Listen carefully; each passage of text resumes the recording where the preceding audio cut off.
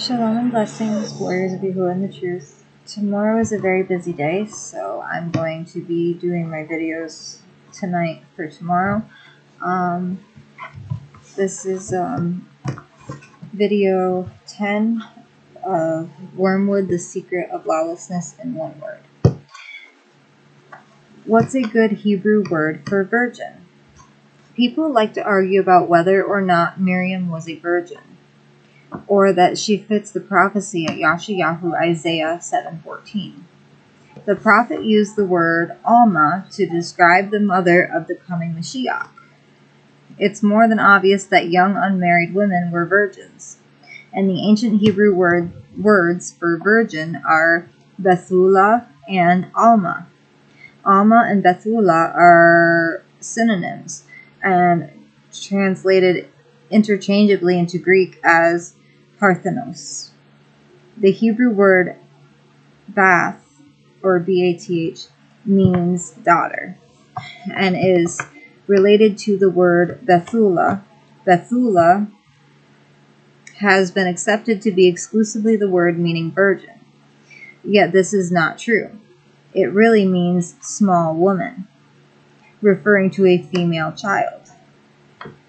Both Alma and Bethulah are great to refer to a sexually pure young female, and the debate is really about the virginity of Miriam. We know Miriam was the young woman Alma referred to in the prophecy, and that she was a virgin by her own admission. And Miriam said to the messenger, "How shall this be, since I do not know a man?" Luke 1:34. She was untouched and pure as she spoke to the messenger, Gabriel. Why would Yahuwah send Gabriel to a young girl that was in any other condition to make a body for himself to inhabit? Miriam had several other children after Yahusha, her firstborn son. There are millions who have never studied who do not know this. Once saved, always saved, Wormwood. To the Torah and to the witness. If they do not speak according to this word, it is because they have no daybreak. Yeshayahu Isaiah 8:20. Leavening men's teachings can be subtle and alluring deceptions. A brother was sensing something wrong about what he was being taught and asked if this doctrine is true or false. Questions like this and predestination concern the sovereign judgment of Yahuwah, and we know he delivers whomever he wants. Bearing this in mind, there is also this statement he makes which tells us we can choose to fall away and stop loving him at any point, and the consequences will be catastrophic for us. But when a righteous one turns away from his righteousness and does unrighteousness, according to all the abominations that the wrong one has done, shall he live? All his righteousness which he has done shall not be remembered. For his trespass which he has committed, and for his sin which he has committed, for them he shall die. Ezekiel 8:18-24. For it is impossible for those who were once enlightened and have tasted the heavenly gift, and have become partakers of the set-apart spirit, and have tasted the good word of Elohim and the powers of the age to come, and fall away to renew them again to repentance, having impaled for themselves the Son of Elohim again, and put him to open shame. Hebrews 6:4-6. The maxim, once saved, always saved, is a lie from the father of lies. There are so many doctrines of demons, we have to stay vigilant at all times. At Acts 21, the converts were instructed beyond the 4 essentials, and to continue their learning by listening to Moshe read aloud in the congregations every Shabbat. What could that phrase, every Shabbat, be about? Casuitry Wormwood, are you a victim? See, I send you out as sheep in the midst of wolves. Therefore be wise as serpents and innocent as doves. Matthew 10:16 BYND. Cases or case studies are used all the time in debates. We are all familiar with the concept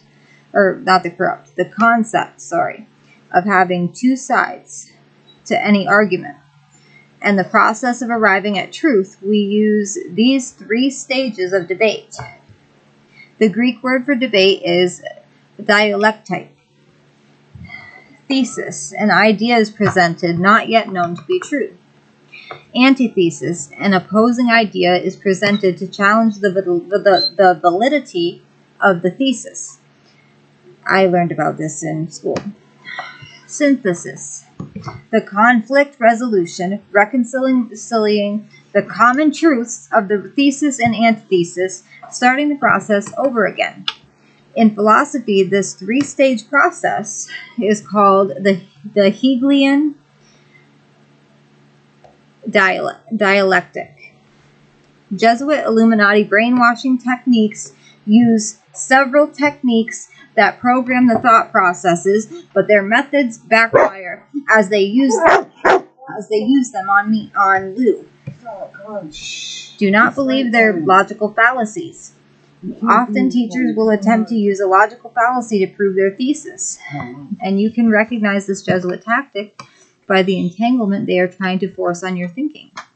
It may sound plausible, but it's a lie. They will accuse others of being the wolf in sheep's clothing, as they describe exactly what they are doing themselves. Infiltrating teachers will approach a study not from the Hebrew roots, but with the words used in common translations, such as the word Lord. They will attempt to construct a case based on equivocating words, phrases, maxims, or ideology.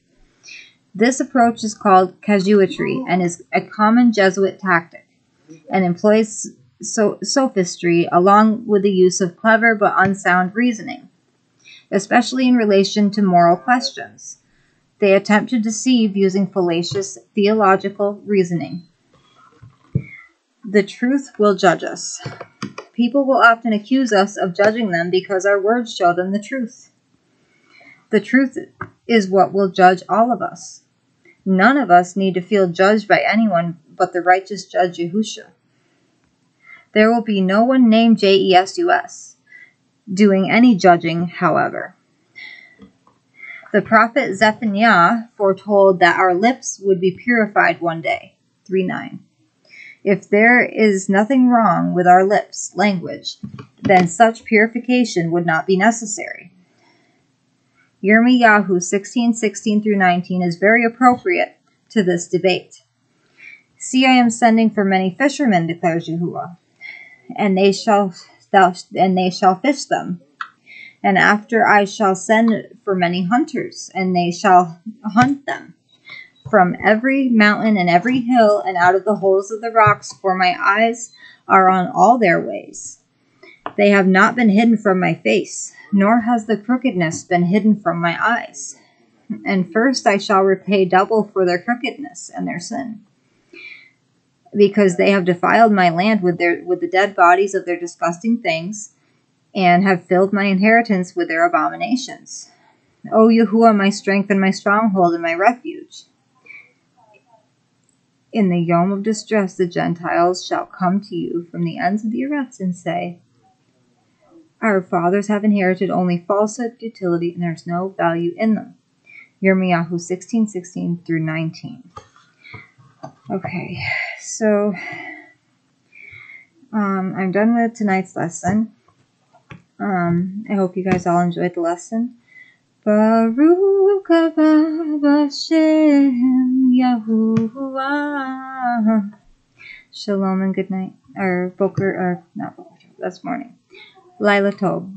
I love you all.